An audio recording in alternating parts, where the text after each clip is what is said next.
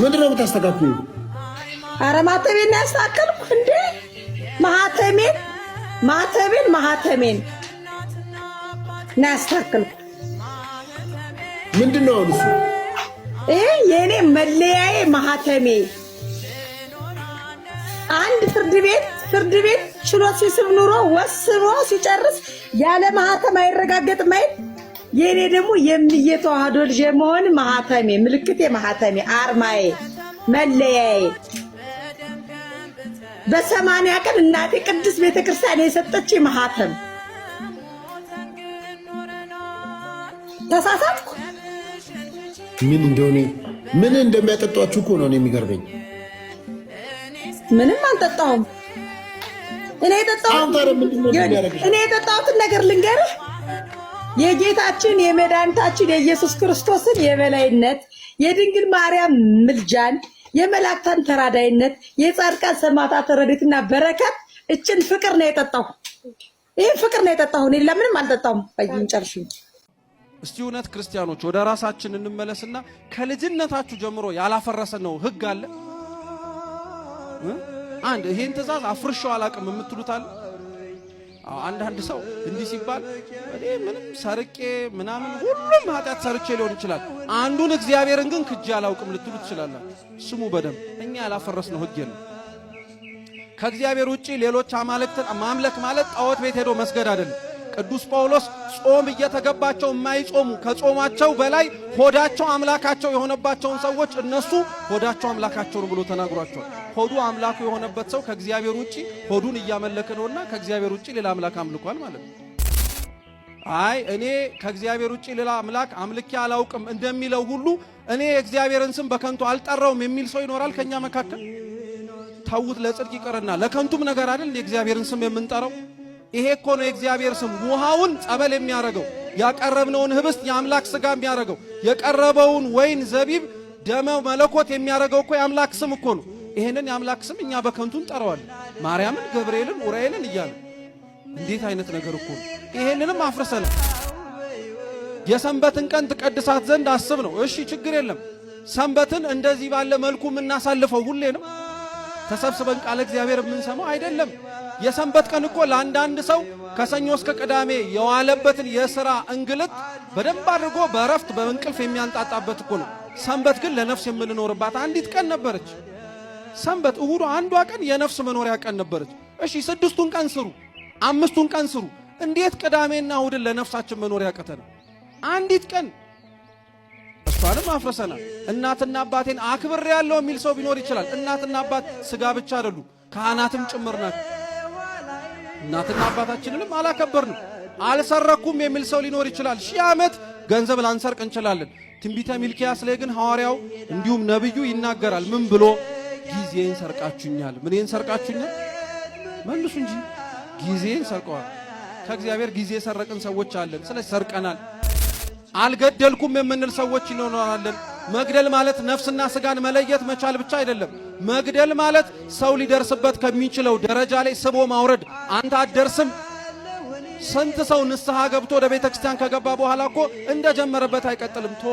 አዲስ ክርስቲያን ከጳጳስ ይበልጣሉ፣ ትንሽ እስኪ ነፍስበት ድረስ ነው ብለን ስንት ያደከምነው ሰው የለም እንዴ?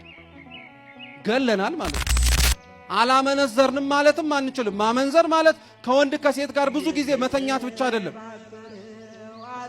ብዙ ሰዎች ከአመለካከቶቻቸው ጋር ከቤተ ክርስቲያን ሐሳብ ጋር የማይሆን ነገር ጋር ለሆዳችን ብለን የተኛን ሰዎች የለን። እቺ መሬት እንደማታልፍ እቺም ጀንበር ጠልቃኛም እንደማንሞት ይመስል ነገን ለመቀጠል ብለን ነገን የሚያመጣውን እግዚአብሔርን እኮ ያመነዘርንበት ሰዎች ነው። በሐሰት አትመስክሩ። ይሄንንም አላፈረስንም ማለት አንችልም። ስንቴ እግዚአብሔርን ለሐሰታችን እውነት ማረጋገጫ ይመስል ጠርተናል። ሐሰት የሚባለው ግን እንዳትረሱ። እውነት የሆነው ሐሰት ማለት ኃጢአት እንደሆነው ሁሉ ሐሰት የሆነውንም እውነት ማለት ኃጢአት ነው። ሁለቱንም አጥፍተናል። የባልንጀራህን ቤት አትመኝ ነው። ኧረ ተውት። ድሮ በመንገድ ላይ ስናልፍ ቤቱን ስናይ ወይ ቤቱ ሲያምር G+3 ነው ይሄ ቤት በኖረኝ መኪናው በኖረኝ። አሁን እኮ ገብተን ማድጋውና ድስቱንም እንመኛለን። ምን የቀረን ነገር አለ? ባልንጀራን እንደራስ አድርገው ውደድ ነው። ባልንጀሮቻችንን ተውት እንደራሳችን አንወዳቸው ይሆናል። እኛ ራሳችንን እንወደዋለን። እስኪ መልሱት ለራሳችሁ። ራሳችሁን ትወዱታላችሁ? እንደማንወደው ትክክለኛ ማሳያው ምን መሰላችሁ? ኃጢአት መስራታችን። ኃጢአት እኮ በሽታ ነው። እንዴት ነው ሰው ራሱን ወዳለው እያለ በሽታ ራሱ ላይ የሚጠላው? በሽታ ራሱ ላይ እንዲመጣበት ያደርጋል። ሰው ራሱን እየወደደ ራሳችንን አለመውደዳችን ኃጢአት በመስራታችን እንደሚገለጠው ሌላውን አለመውደዳችንን የሚታየው እኛ የምንሰራውን ኃጢአት እናሰራዋለን። ስለዚህ እኛም ሰውን አንወድም፣ ሰውም እኛን አይወደንም፣ ራሳችንንም አንወድም። ለምንድን ነው እመቤታችን በቅዳሴ ሰዓት የምትነሳው? መልክዓ ቁርባን ሲጀምር የመልክዓ ቁርባን መጀመሪያ ሰላም ለኪን ዘንሰግድ ለኪ ብሎ ነው የሚጀምረው እና ይሄ ሰላም ለኪን ዘንሰግድ ለኪ ማርያም ምን አናስተበቋኪ የሚለው ቃል እመቤታችን ለምን ትነሳለች? የተሰቀለው ክርስቶስ ነው እንጂ ማርያም አይደለም። ቅዳሴ ላይ ለምን ተነሳች ነው ጥያቄ። እመቤታችን ሳትመጣ ክርስቶስ የሚባል ስም እኮ ምድር ላይ አልነበረ።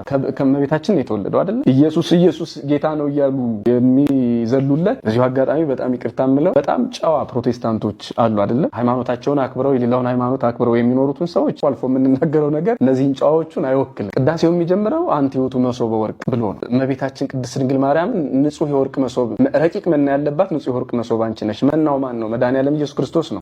መሶበ ወርቅ ደግሞ እመቤታችን ድንግል ማርያም ናት። ስለዚህ መናውን የያዘችውን መሶብ ትተን ስለ መናው ብቻ እንዴት መናገር እንችላለን? አሁን ቅድም እንዳልኩ ክርስቶስ የሚለው ስም የታወቀ ወይም ደግሞ ወደዚህ ምድር የመጣው ድንግል ማርያም ከተወለደች በኋላ ነው። ኢየሱስ የሚለው ስም የመጣው አማኑኤል የሚለው ስም መድኃኒዓለም የሚለው ስም የመጣው ከድንግል ማርያም በኋላ ነው። ስለዚህ እመቤታችን ቅድስት ድንግል ማርያም አምላክን ስትወልድ ያገኘነው ስም ነው ይሄ ስም በራሱ ይሄ ክቡር ስም ይሄ ገናና ስም። ስለዚህ እመቤታችን ቅድስት ድንግል ማርያም የመናው መሶብ ከሆነ መሶቡን ጥለ መናውን ብቻ ላክብር የምትልበት ምንም ምክንያት የለም። ምክንያቱም መናውን ያገኘነው መሶባ ውስጥ ነው። የዘላለም ሕይወት የሚሰጠውን እንጀራ ያገኘነው መሶባ ውስጥ ነው። እኔ ብዙ ጊዜ እንደ ምሳሌ የምጠቀመው ነገር አለ። አንድ ሰው ካፌ ውስጥ ገብቶ ሻይ ቢያዝዝ ወይም ቡና ቢያዝዝ የሚመጣለት በሲኒ ነው አይደለ? ሲኒው አትጠጣውም አይደለ? የምትጠጣው ቡና ከማትጠጣው ሲኒ ጋር አብሮ ይመጣል። ምክንያቱም ይሄ ቡና ዝም ብሎ አየር ላይ ሊመጣልህ አይችልም። በቃ ያስፈልገዋል ሲኒው። ምግብ ስትፈልግ ከምትበላው እንጀራ ጋር የማትበላው ትሪው ሳህኑ አብሮ ይመጣል። ለምንድነው እኔ እንጀራውን እንጂ ሳህኑን አልፈለኩትም ብትል እብድ ነህ። በተመሳሳይ መልኩ